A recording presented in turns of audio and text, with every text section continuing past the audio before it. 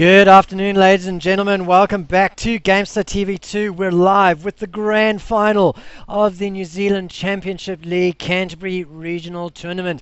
This is a local tournament that's been run here in the Canterbury region. We actually have a Canterbury caster from Gamestar. That's me, Crisis, and I'm joined in the studio by Mendrix once more, who's been with us all the way from Sydney?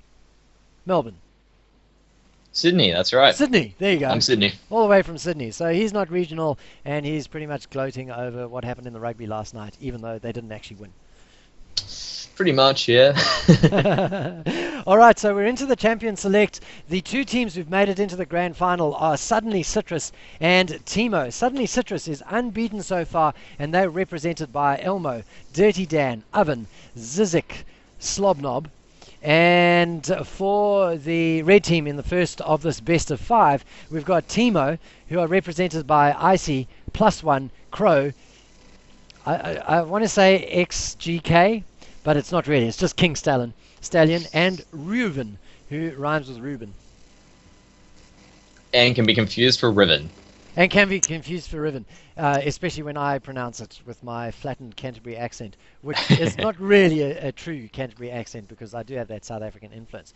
So the picks and bans are getting barreled through, and well, we've got Oriana and Yasuo banned out, so targeted bans against Dirty Dan, and the Nidalee that we saw Slobnob dominate with earlier on today has also been banned out, and he's gone, that's okay, I'll just be a cute little when I'm enraged. Pretty much. You can say he's a bit gnarly. I need a soundboard with one of those, drum roll things. Yeah, it'd be good if you just did and then like GameStar would reach a whole new level of cheesy. So in response, we've got those picks going down now. +1 had a fantastic game earlier on as the Warwick, so much so that the Warwick got banned out in the second game against Song Name. So he's feeling very, very comfortable on the Warwick. He got counter jungled hardcore by a Nunu, but this time round he's going up against Oven on a J4. Yeah, so this time I don't think you'll be counter jungled as hard, but Oven has definitely shown his proficiency on J4 before. So, basically, +1 can't really diddle daddle in the jungle as long as he'd want to do. Normally, when you play Warwick, he needs to be out there in the field counter ganking whatever J4 does. And basically, if he is not doing that, you'll definitely see Oven going through and basically snowballing the rest of his team. Hey, just want to do a quick shout out to Little Kaz, who organised the Canterbury regional part of the tournament. Little Kaz NZ is her Twitch name, and she actually streams as well. So, if you've got some time on a weekend or a weeknight, head on over to twitch.tv/LittleKazNZ, and hopefully she'll be streaming. She likes to give away stuff as well. It's all pretty cool stuff like, body wash and pamper packages and things like that. So it's very cool, very unique.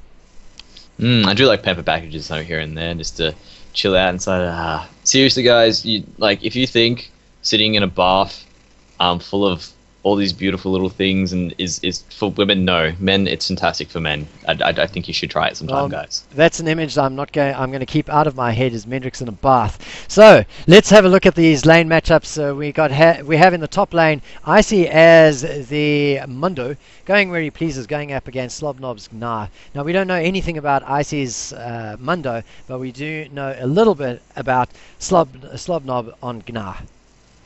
Yeah, pretty much. Gnar's basically Slobnob's with the advantage of they're not really going to know how to deal with Gnar right now.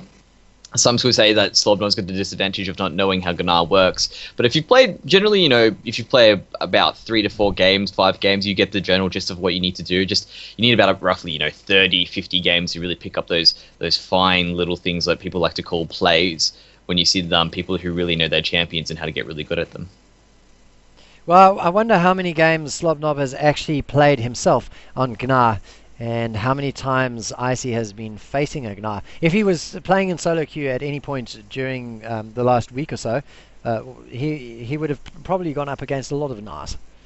Pretty much. Well, a lot of what players like to do, especially in the higher elos, is they have their own little group of friends all around there near the Diamond 1, D2, all that sort of stuff, and they literally just grab them, pick them up and make a custom game, jump into it together, and they literally for the first 10 minutes play a 1v1, and they'll do that over and over and over again until they feel they're comfortable with the champion, and then they'll go into ranked with it rather than playing a normal game. And what they can do is it actually recreates pretty much all the different cases they would go up versing, so they generally get the mate to play meta champions, and that way when they do enter the rift, they know what they're doing.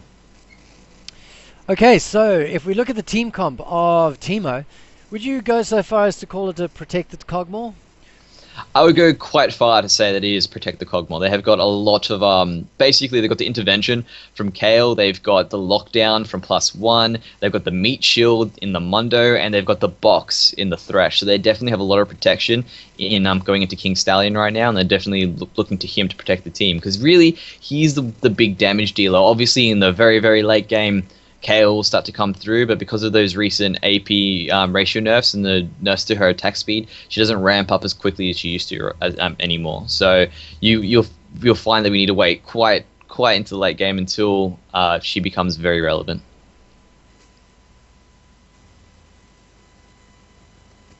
I've just realized that we've had a 60-second commercial configured, I think, on this channel, and I have to say I don't like advertising myself.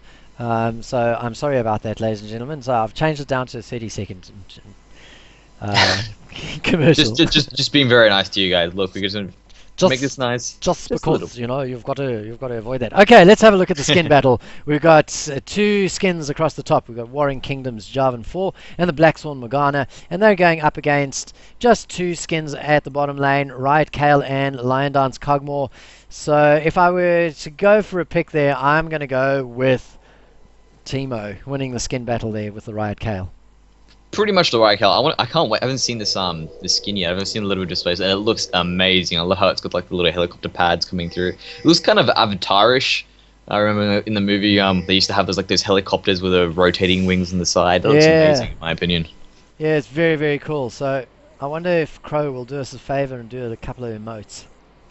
Let's see if he's probably not listening right now, because that'd be a bit unfair, but it'd be nice if he started doing a few emotes at the beginning, generally during the start of the game when the champions are back and forth at level 1.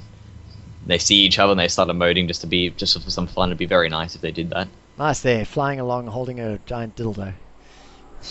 Oh, you went there, didn't you? You had to go there. I mean, that's what it is, isn't it? Oh, we got a gank going down +1 face checks, and unfortunately, it is a face check. Doesn't even get a ward down, and he gets just obliterated, deleted from the map. And that's basically suddenly Citrus showing their experience basically as soon as the game starts, by out straight into the middle of the field. And you can definitely see with Teemo they were a bit slower to the mark when it came to leaving the base, and that's what gave suddenly Citrus the advantage to be able to get there on time. And when unfortunately when +1 wanted to go to check in, he was a dead wolf. Well, we had a moment where it looked like Crow was going to do a bit of emoting, but has decided not to. Man, that is a big baton. It really is. Actually, it looks smaller when she's like moving straight on. Yeah. But when you see her like go side to side, so it's like, huge. do you want to? You're the one who referred to it as a dildo at that point in time. So right now I'm thinking it's a giant dildo. So thanks for that image. They should have made it a little short one. When what is it? It's Judgment or whatever it's called. Like the Righteous Fury. When Righteous Fury was up, and then it extended. Oh, look at that! She gets little flashing sirens when she. It's a glowing dildo now. How cute. That's fantastic. Loving it. So we have a lane swap going on at the moment. So Slobnov is going to have a hard time on his Gnar. Yeah. And Icy will have a similarly hard time. I mean, this is the reality. Both of them are going to have a tough time. And neither of them are going to be two-faced about the fact that they're having a hard time. All they want to do is maintain parity with each other.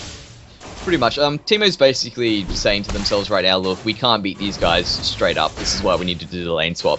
This is really advantageous for them because they've got the late game ADC. This basically means Cogmore's allowed to free farm. And basically when it comes to it being a lane swap, I'm pretty sure Icy has the advantage over Gnar being able to sustain in lane. Crow's had his flash forced out of him. We had an early lane gank coming through from the J4. and he's kind of he's going to have to hang back now.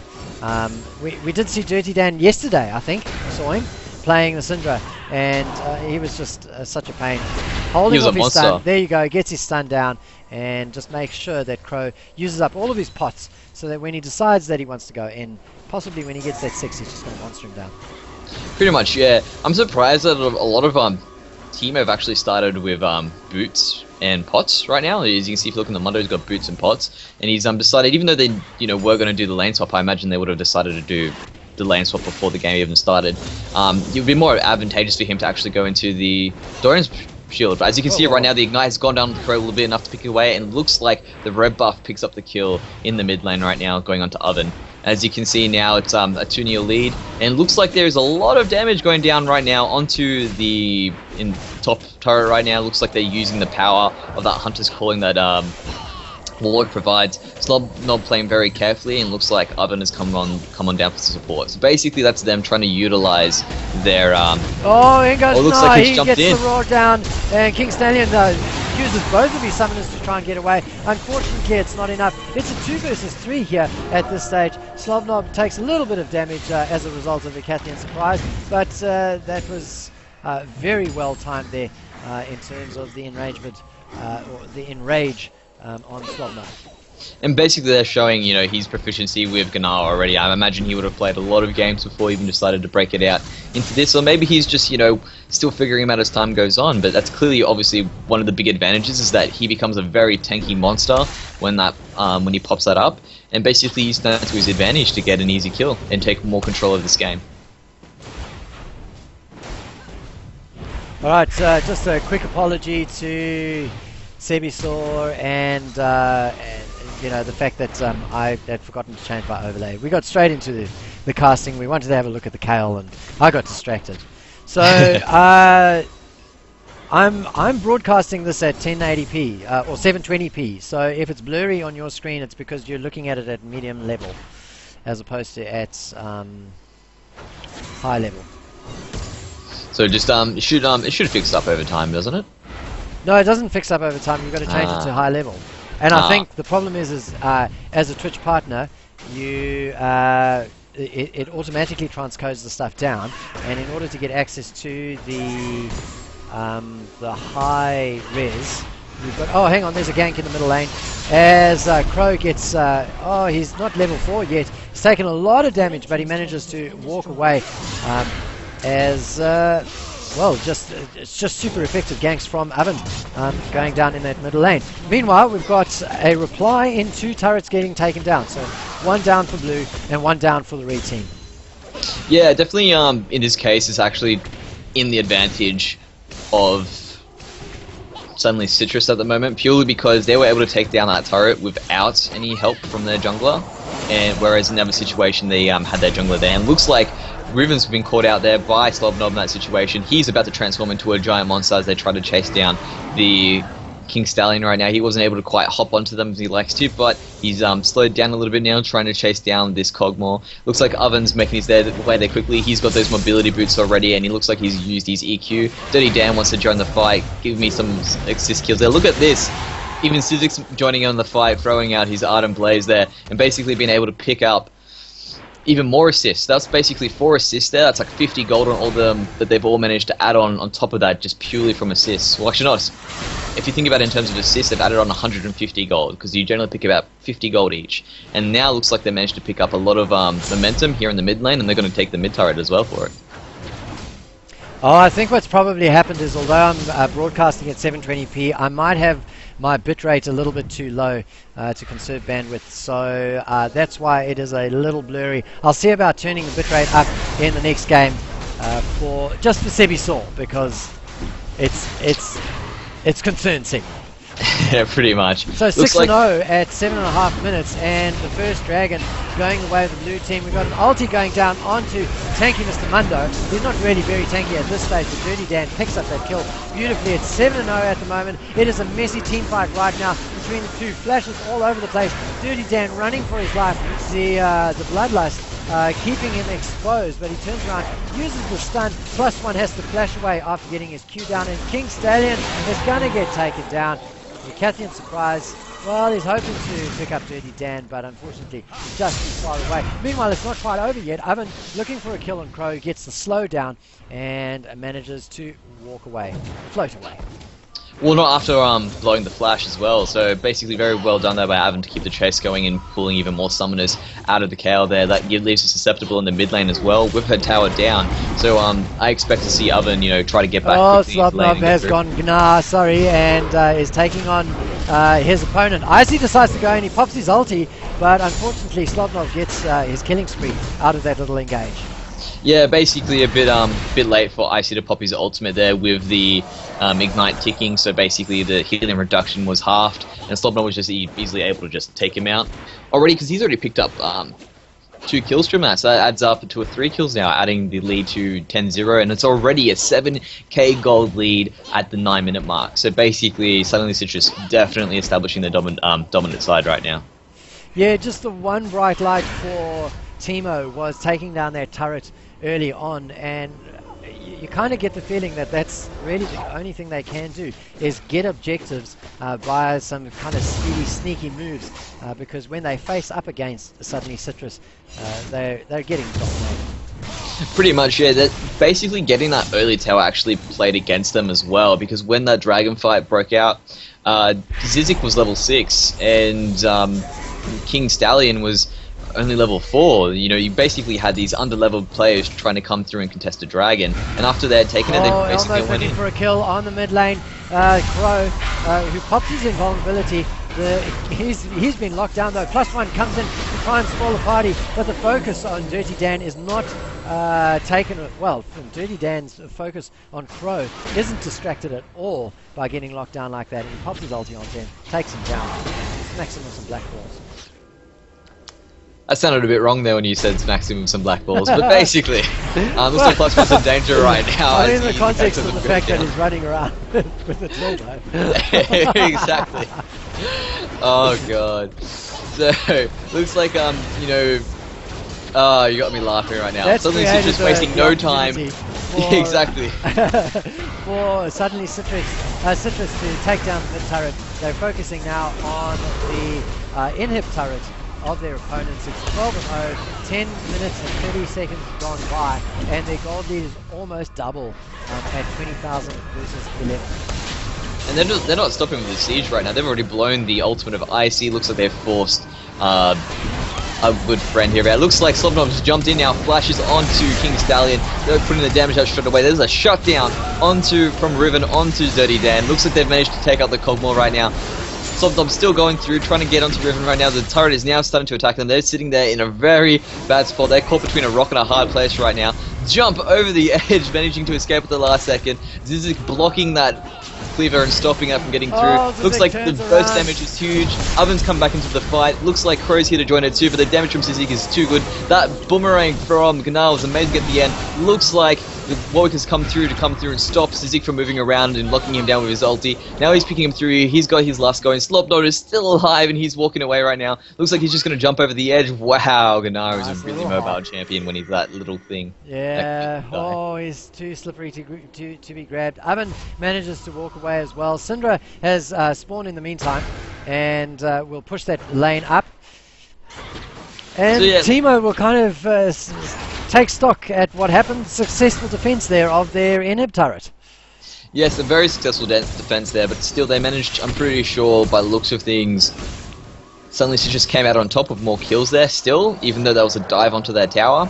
The score has sort of evened up, I guess you could say, no longer being, 0 kills there, but now it's 15-3.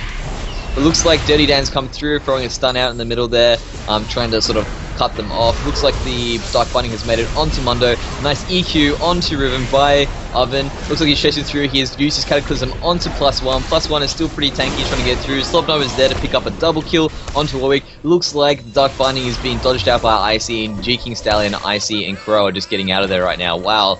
Suddenly Citrus is now running down the mid lane with minions ready to try and deal more damage to this turret now. It's still regenerating from its last encounter. It's just over half right now, but it looks like it's going to go down fairly quickly. It looks like they managed to catch up Icy there with the Ignite going down, and he just gets melted by Zizik.